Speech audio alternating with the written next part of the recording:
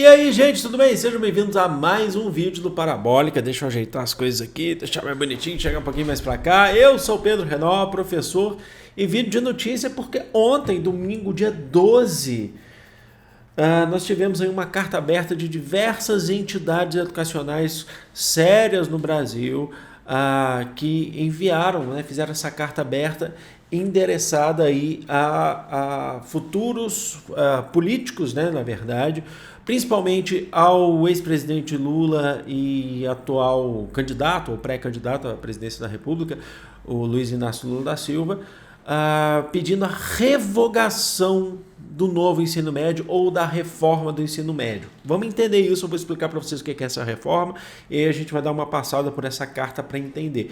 Revogação, deixar de valer essa nossa... O que está acontecendo? Essa nova reforma, né? Essa nova reforma do ensino médio.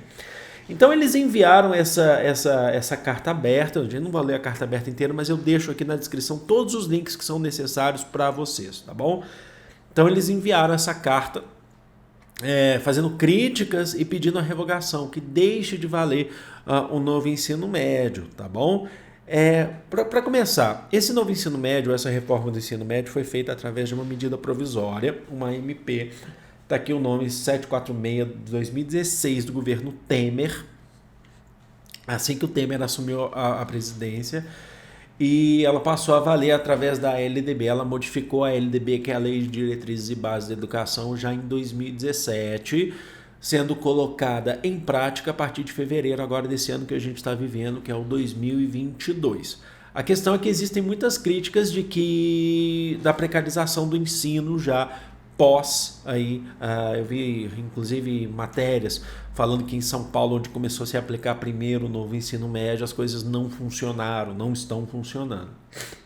E então foi uma medida provisória feita pelo governo Temer que passou a valer a partir de agora 2022. O que é esse novo ensino médio? Vou colocar aqui para vocês de uma maneira assim, as mudanças propostas mais significativas para poder depois a gente entender quais são as críticas a serem feitas ou as críticas que estão fazendo desse novo ensino médio. Ele propõe para o ensino médio, muda o ensino médio a carga horária, o tempo que o estudante tem que ficar na escola ou realizando alguma atividade dentro da escola, de 800 horas para 1.000 horas anuais, o que equivale a 3.000 horas durante o ensino médio. Então o estudante antes ficava 800 horas dentro da escola, agora ele fica 1.000 horas dentro da escola durante um ano, somando os 3 anos do ensino médio, primeiro ano, segundo ano, terceiro ano, dão aí 3.000 horas, certo? Dessas 3.000 horas, vamos trabalhar como um todo, dessas 3.000 horas, cerca de 1.800 horas devem seguir o cronograma que é proposto pela BNCC, que é a Base Nacional Curricular Comum, as disciplinas, as matérias, certo? O restante, né, o 40% restante são outras atividades que o novo ensino médio propõe, que são relacionados aí aos chamados itinerários formativos da educação. Tá? Que são os itinerários formativos da educação, que seriam basicamente, calma aí que a gente vai chegar na crítica, que seriam basicamente você ter oficinas, cursos, núcleos de estudo, outras coisas aí que fogem das disciplinas, que saem das disciplinas comuns que a gente conhece. Os 4 itinerários formativos propostos são investigação científica, processos criativos, mediação e intervenção sociocultural e empreendedorismo. Guarda esse empreendedorismo aí que é interessante de falar. Quando se saiu isso, teve muita gente que falou assim, poxa, vai ser que nem aquelas escolas na América do Norte, onde você vai ter uma sala tal, uma de ciência, um outro negócio, que não sei das coisas. Alto lá, é muito diferente, tá? Então a gente vai poder fazer um curso que vai ser não sei das quantas, que vai ser diferente, vai me proporcionar uma formação profissional que não sei das quantas. A questão é que você está reduzindo cada vez mais o currículo da BNCC, o currículo de outras disciplinas. E aí o que vai acontecer? O que vai acontecer? Não, o que já está acontecendo? É que matérias como História, geografia, biologia, química, artes, filosofia, sociologia. Essas matérias, elas são obrigatórias na Base Nacional Curricular Comum. Elas são obrigatórias. Só que durante os 3 anos do ensino médio, elas não são obrigatórias de serem feitas todos esses anos. Então você reduz. Não, elas não são obrigatórias de ser feitas todos esses anos. As únicas que mantêm a obrigatoriedade do primeiro ano do ensino médio até o 3º ano do ensino médio são português e matemática. E aí já começa a primeira crítica em relação a isso. Por quê?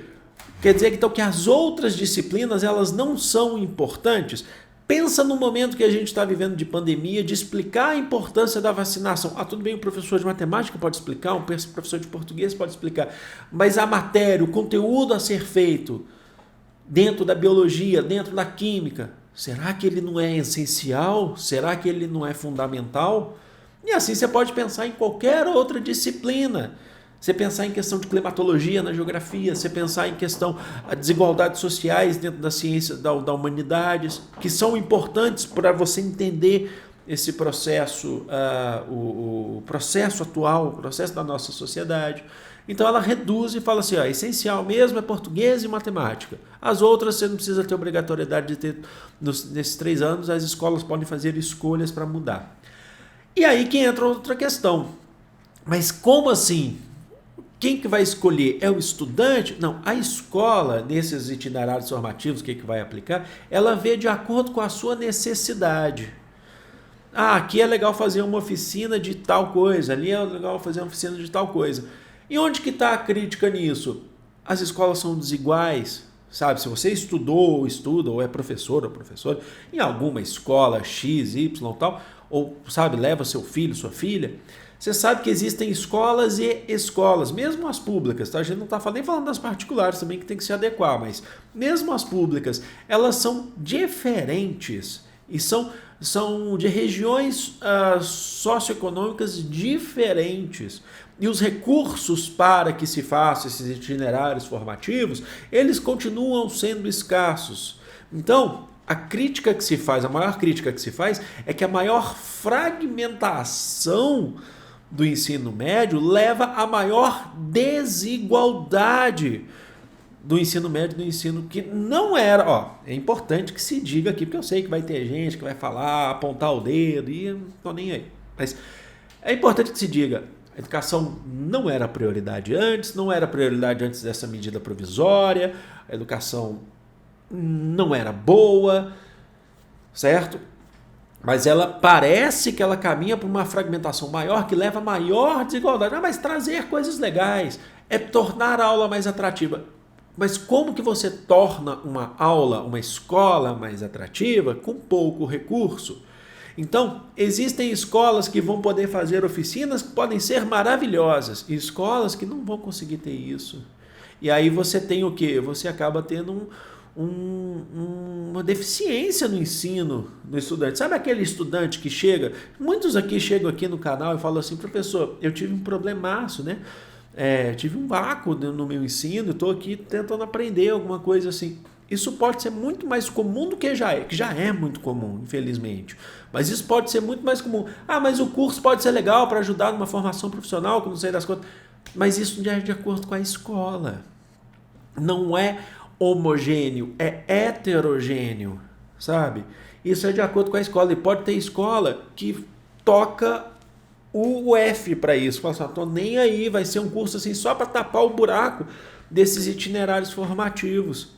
Vocês compreenderam? Sem contar que a formação de profissionais, a formação de professores, que no Brasil é precaríssima, ela não vai acompanhar esse processo. Então, nós teremos profissionais qualificados para poder passar isso? Certamente que não teremos. Não temos profissionais qualificados nesse sentido para passar. Então, está aqui um pouquinho da crítica que eu entendo, inclusive, sobre esse novo ensino médio. Tá? É só de maneira bem tranquila para vocês entenderem.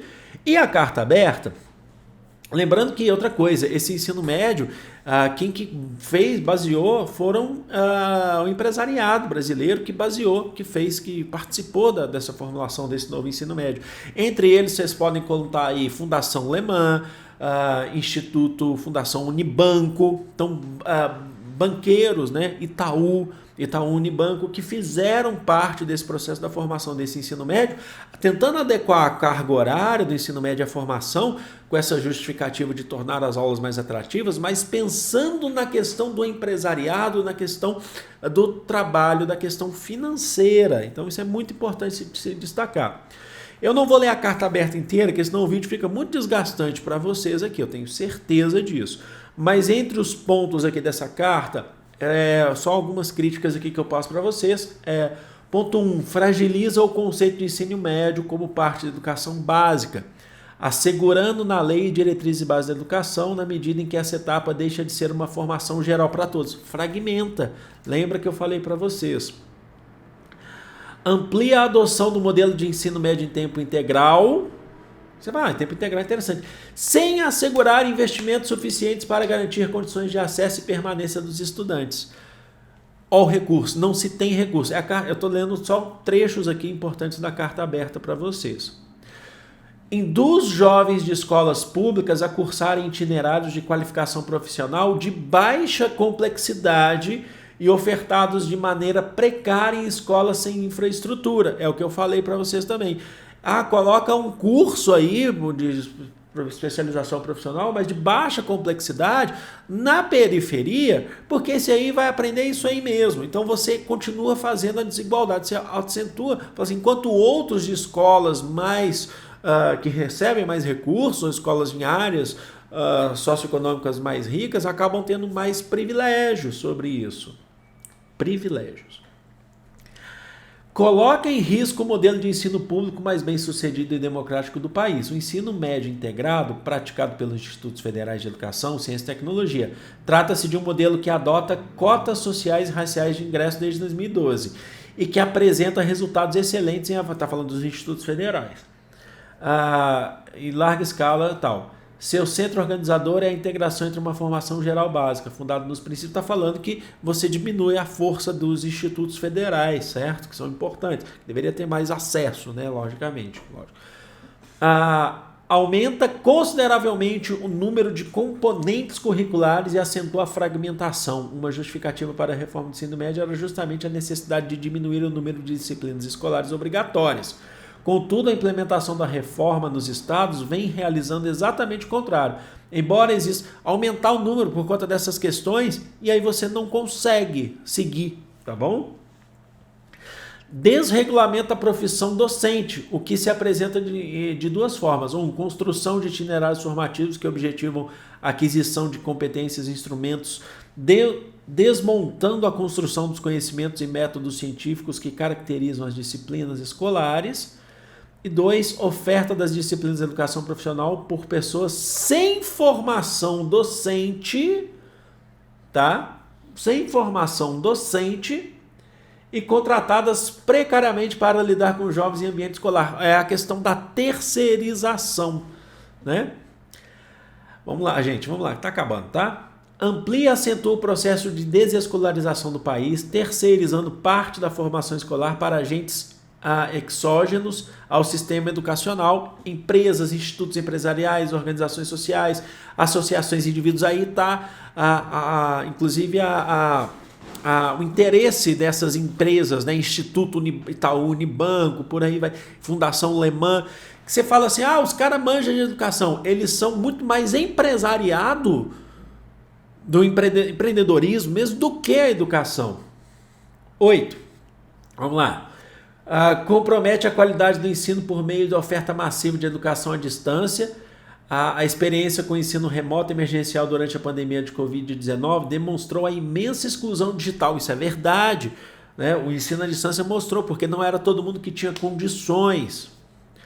9. Segmenta e aprofunda as desigualdades educacionais e, por extensão, as desigualdades sociais, ao instituir uma diversificação curricular por meio de itinerários formativos, é o que a gente falou já, que privam estudantes do acesso ao conhecimento básico necessário à sua formação. Vai para o formativo, ensina o jovem da periferia a desempenhar uma profissão que é só ligada àquela questão, só uma profissão que julgam ser uma profissão para uma pessoa que vive na periferia e tira o ensino comum para ele. E delega ao sistema de ensino as formas de opção pelo cumprimento dos objetivos, tornando ainda mais distante a consolidação de um sistema nacional de educação. É a escola que vai definir, vai ser aqui, vai ser ali, e aí você pode ter certeza que tem escola que não tem todo o recurso, e aí tem escola que julga, que fala pelo estudante, sem saber da vida do estudante, com participação de indústria, com participação do empresariado, do que o estudante realmente precisa. Então, essa é a base aqui dessa carta aberta, que foi endereçada aí, pedindo a revogação do novo ensino médio para o futuro presidente do Brasil. Logicamente que ela não foi entregue ao Bolsonaro, porque o Bolsonaro ele faz parte desse processo junto com o empresariado para continuar esse novo ensino médio para o presidente do Brasil. Ele é alinhado a esses interesses, assim como foi Michel Temer, tá bom? Espero que vocês tenham entendido, espero que vocês tenham gostado. Vocês podem deixar comentários, sempre com muita educação e tudo. Sem educação, eu agradeço pelo AdSense, que vocês estão aqui, você vier aqui para ofender e tal, eu agradeço que você comentou, porque ajuda no AdSense, né? Mas certamente você vai ser ignorado aí. Mas você pode comentar à vontade, se você quiser me ofender, pelo AdSense, mas não é o legal a se fazer. Vou ficando por aqui, amo vocês de coração, grande beijo, fui!